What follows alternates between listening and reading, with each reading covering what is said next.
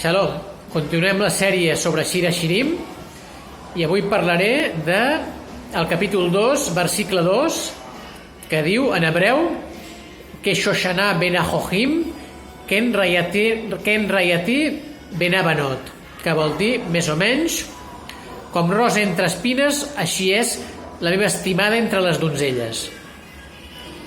La rosa és una flor molt especial i en aquest versicle simbolitza el poble d'Israel.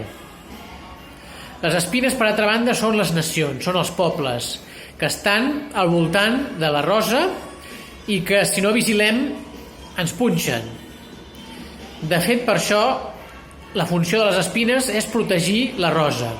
I com diuen els savis, si les nacions ho sabessin, es posarien al voltant de la ciutat de Jerusalem, amb el temple reconstruït, per fer guàrdia i protegir-la.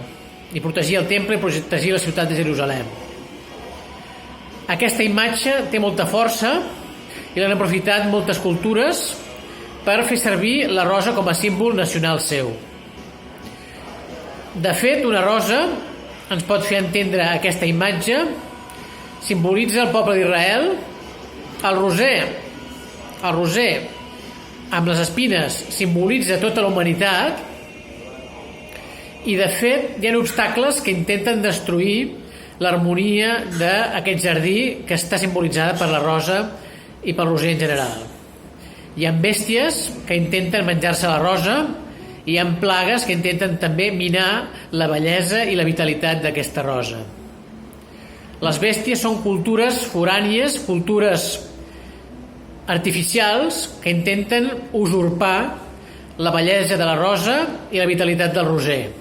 I les plagues són també estructures de poder que intenten aprofitar-se de la força de la rosa, de la bellesa de la rosa, de la força del roser i depredar i parasitar la força de la rosa, que ells en el fons saben que és indeturable perquè està alimentada pel sol, que és el creador, i aquesta rosa té una força indeturable perquè escampa el seu pol·len al voltant del jardí, que el pol·len és la Torà, és la informació que es transmet de generació en generació i que el poble d'Israel sap que ha de transmetre per tenir pervivència.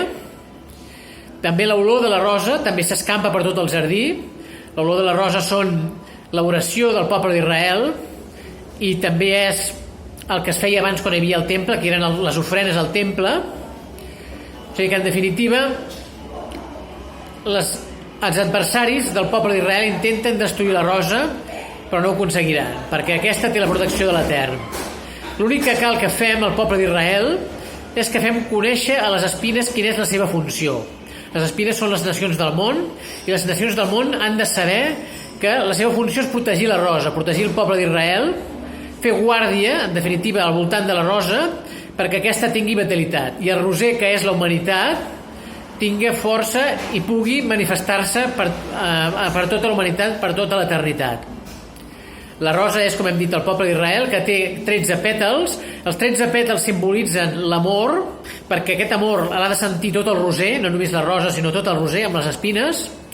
I les espines són 70, que són les 70 nacions del món, que han de protegir la rosa, que en total fan les 71 nacions. Esperem que aviat en els nostres dies s'aconsegueixi aquesta harmonia del roser per honor del Creador. Shalom.